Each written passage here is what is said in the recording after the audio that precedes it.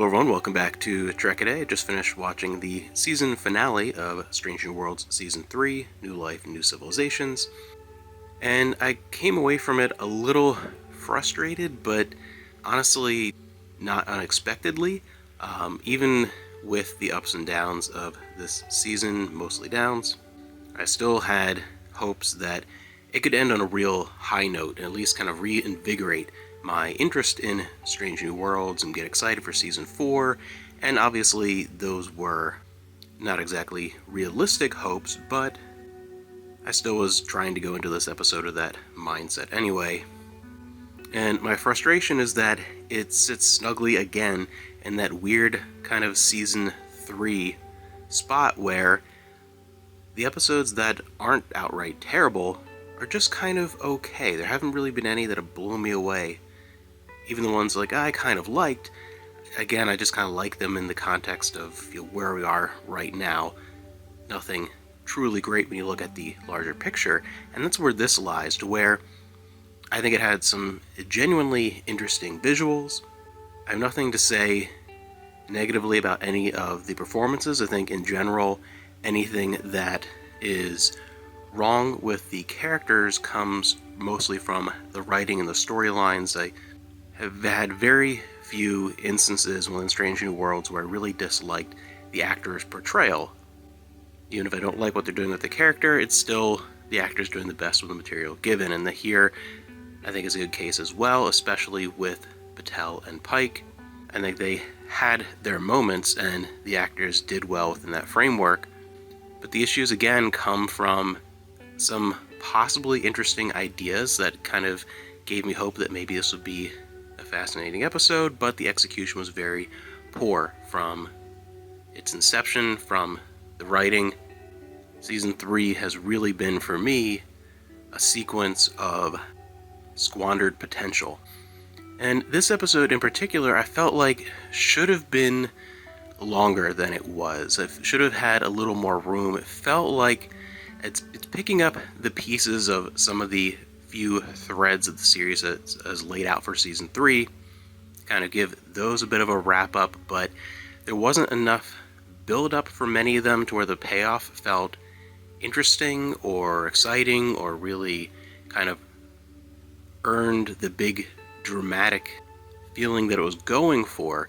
And if it had been a bit longer or a two-parter or something, maybe we could have had a little more context in relation to the society and the ancient evil that we're discovering, a little more time just kind of digging into it to where it doesn't feel so generic and sort of rushed through, because we had a large amount of time with Pike and Patel's kind of inner light moment, the view of what their life together could have been, and I feel like that was an interesting and necessary element to the story, but at the same time, it took up so much of the runtime of the episode that the other elements didn't really have room to breathe. That's where I think you could have gone in with a rewrite and maybe put more of the focus on that personal relationship and made things balance more, or put less of a focus and make the other elements work better, or again expand the runtime and kind of give everything the chance to become interesting.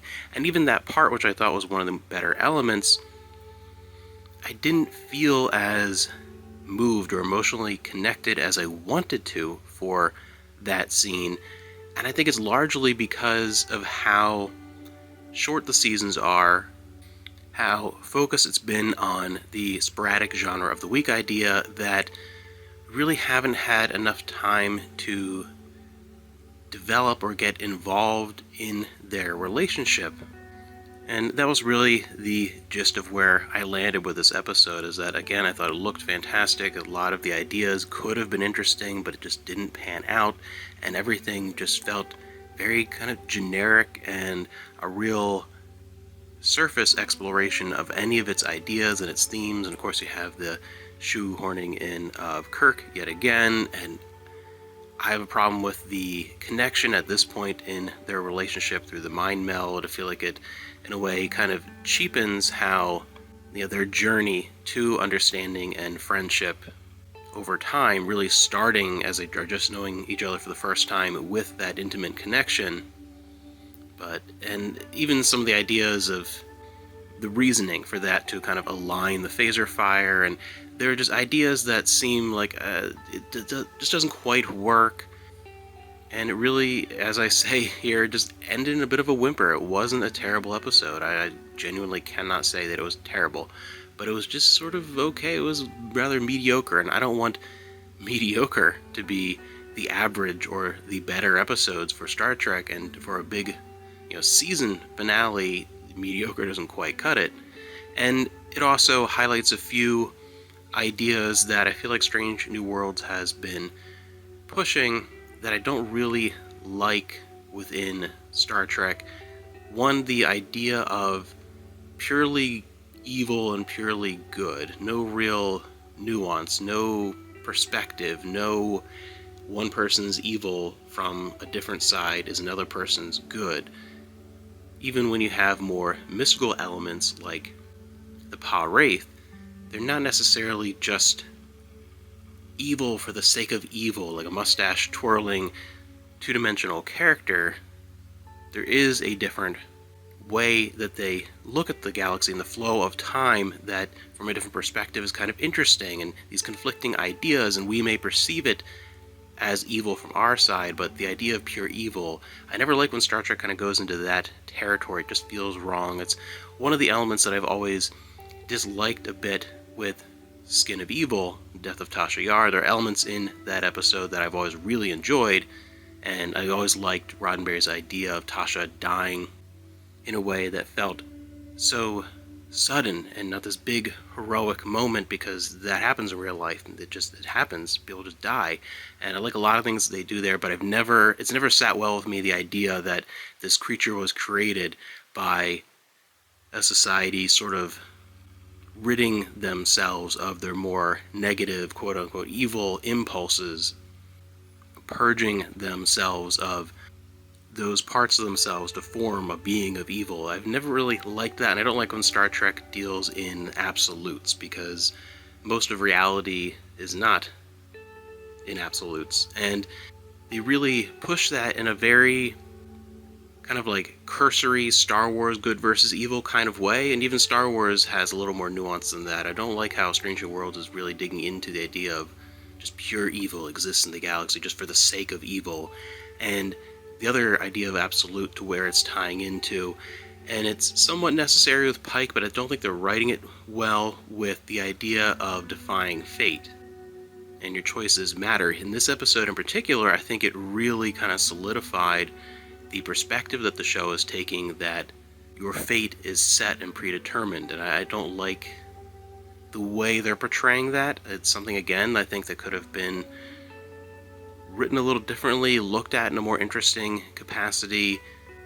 They dealt with it a little bit at the very end of season 1, talking about not necessarily that this particular fate is 100% set, it is just set for this timeline to occur, and all alternative futures do exist, but they've kind of pulled back from that idea and dug a little bit too into the idea of absolutes. And that's just a few things that, again, I think it's just weren't really thought through and written as well as they could have been, and the moments here that I thought really could have worked and really could have been this tug on the emotional element of the stories, or the tug on the heartstrings, just didn't have the weight that I wanted it to, because it wasn't as invested in the characters for it to really have that power.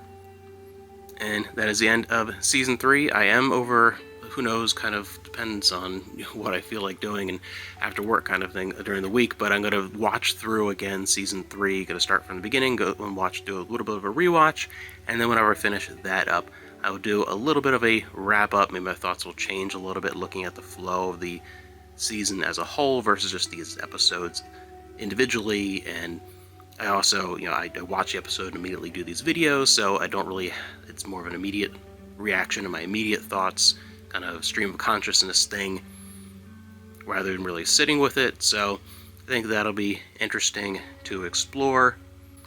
But what did you think of this episode? Did it communicate its story and the drama it was trying to portray more effectively for you than it did for me? I'd love to hear another perspective. Or did you even watch the episode? I know that a lot of people, it seemed like, were going to just kind of drop the series if they hadn't already after 4.5 Vulcans. I noticed that comment a lot, to where it was like, I've been sticking through the bad, hoping for the good that we occasionally get, and that was just kind of the breaking point for a lot of people. So I'm actually curious to see how many people really did stop at that point and just say, I'm done with it. So did you watch this episode? Did you come back in and give it a chance after that? Are you done with the series? And if you liked the episode, I'd love to hear that too down below. Maybe it worked for you more than it did for me. Anyway, that's it for me today, and I'll see you in the next video. Hope everyone is having a great weekend or week whenever you happen to check out this video. Go watch some TNG or something and have some fun times with Star Trek.